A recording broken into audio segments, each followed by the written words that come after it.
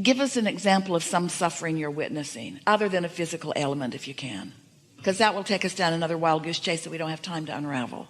So what I'm witnessing in particular with my wife is she's got a vision of a future that no longer is there for her. And it's caused her to try and commit suicide 3 times in the last 3 months. That was big. So say it to us again. So because there's this vision of a future that I no longer will be in with her regarding this religion, it's caused her to essentially give up on life. I don't need to live anymore because this future with which I wanted is no longer here, and I wanted it with you.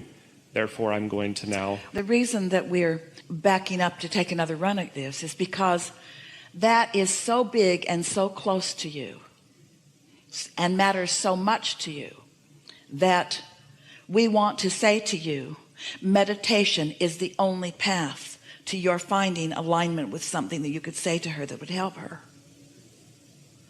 So let's just assume, for sake of brevity here, that you've come into alignment, that you have consistently meditated, that you've felt your alignment, and that there you are in your full knowing. And now, like the impulsive hen or rooster, you know what to do. Because you're tapped in, you've practiced that tuning, and so you're there in this moment. And because you're there, because your desire is so strong, and because your inner being acknowledges all of that, and because you're in alignment, now you have timing. And so your timing takes you into a conversation where she's more receptive than usual. Not a lot more, just more receptive than usual. And you're tuned in to the pure love that she seeks through that religion. It's not just an idea, and it's not just a legend of long ago times.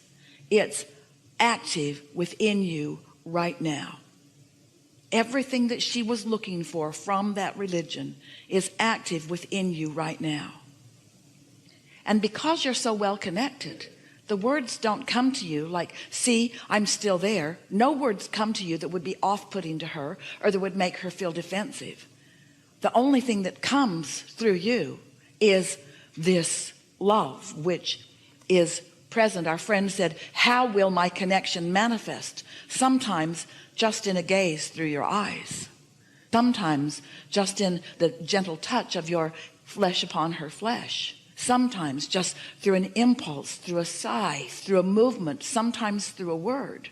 But you are radiating your emotional state of being to her, and because you're in a place of pure positive energy, you're offering her love, which she may or may not be in a place of receiving, but she sure does want it. And if your timing is good as we believe it's going to be, she might catch just a little glimpse of your love, and she will feel more reassured that all is well. But if instead you're saying that religion wasn't good for me and I had to walk away from it, that makes her defensive. Instead, what you're meaning is that religion was so good for me, and not that it was the first step and many other steps came after it. There is so much about that that is so good. That's what you're feeling. That's what you're meaning. That's what you're knowing. So you're not evoking defensiveness within her. In other words, you're evoking resonance with yourself and with your source and with her source, and maybe even a little bit with her. So she's not feeling apart. She's feeling reassured. She's not feeling afraid. And right now she doesn't feel like she's lost you, because you could not be more present with her than right now, hooked to her inner being and hooked to your inner being and flowing it all right toward her. She cannot feel loneliness under those conditions, you see? And then you do it again and again and again and again. And after a little while, you're able to maybe build some bridges. But you see, source doesn't assign itself to a religion. And yet Every religion says we are the truth that has the source, and none of you do. And so what is the most predominant war or battle on your planet? Religious wars. All of you fighting over God and source energy flowing to each and every one of you, no matter what. Don't you think it's interesting how people get themselves in a position where they've decided that truth can only come from this, and if you're over there, then you can't be true unless you're over there tuned in to source and demonstrating it all over the place. When Esther was born into this world, she was born into a Mormon town, to a mother who was Mormon. That's what I was. And we know.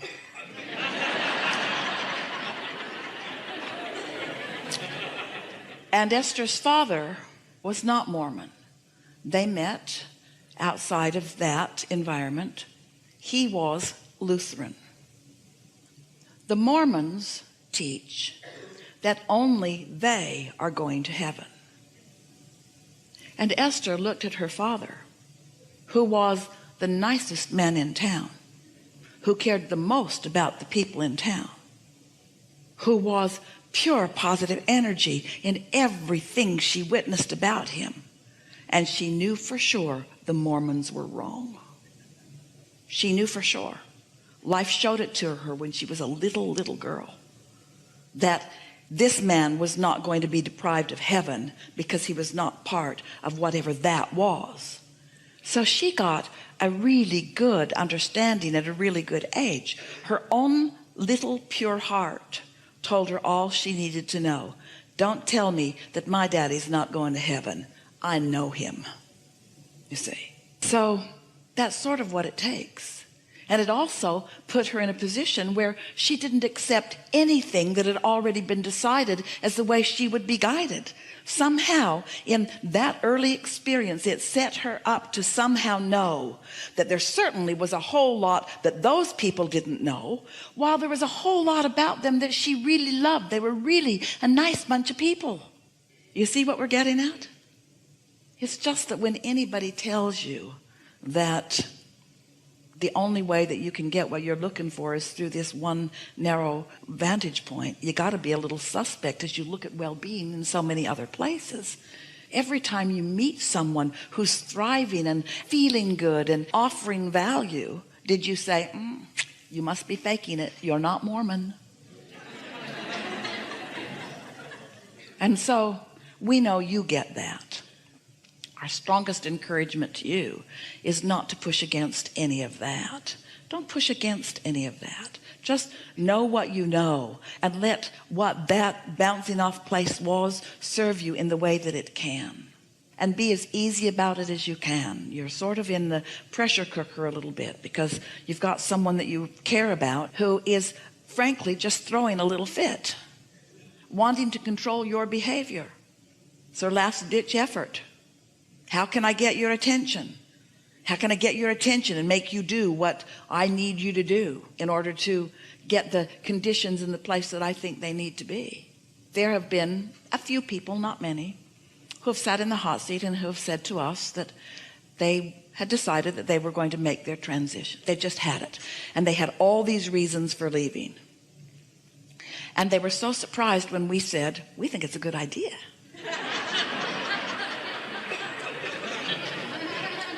Because we know there's no death, and we know you'll find great relief, and not one of them did it.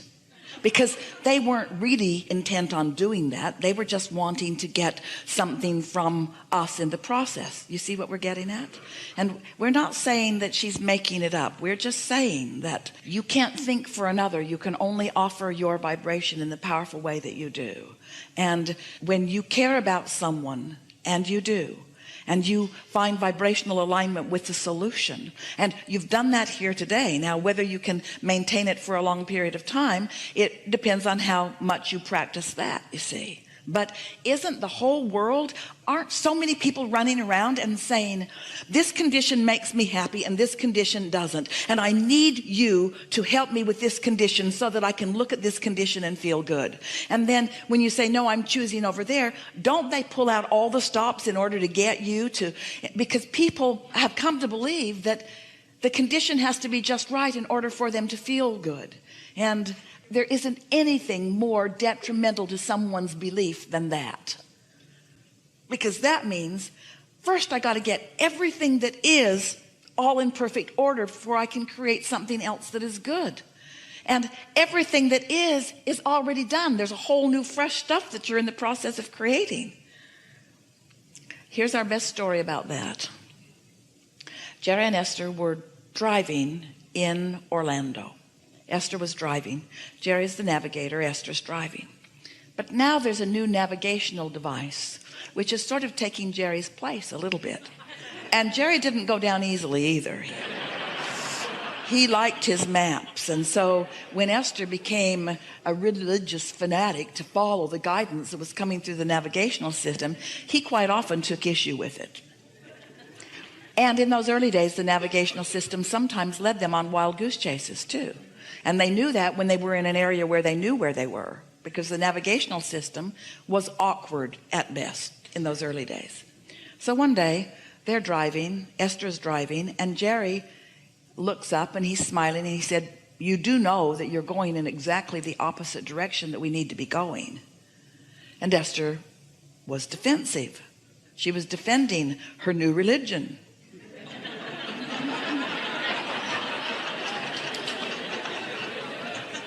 She said, no, I'm doing exactly what she's telling me to do. And Jerry said, all right, I just think you should know you're going in exactly the opposite direction of where we're going.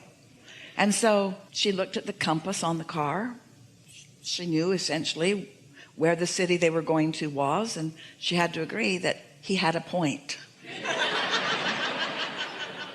So she reluctantly followed his guidance to get turned around and going in the right direction. But this is the part we really want you to hear. She said, hey, I've got a really good idea. Because she wasn't going to give up easily. Let's go back to where we started and put in the navigational information again. And then we will watch what she tells us to do so that we will know where it went wrong. And Jerry said, or we could just start where we are and go where we want to go. So you get what we're getting at. Religion doesn't let you start where you are and go where you want to go. It wants to take you back through all of the justification. And that's why it's so cumbersome. And that's why it moves so slow. And that's why people are so frustrated. And that's why religion is the beginning and the middle and the end and the perpetuation of the greatest reign of hate that has ever been on this planet before. Because people are disconnected from who they really are, from their own knowing, from their own path, you see. We don't want to join you, or we don't want anyone to join anyone in a war against religion. We just want you to understand that it was there when you needed it, and now you have personal connection to guidance. You always did. That's how every religion got started. Someone saw something, they got tuned into the solution, they began expressing about the solution, and off they went. But then after the fact and all the time later, it gets messy, unnecessarily so.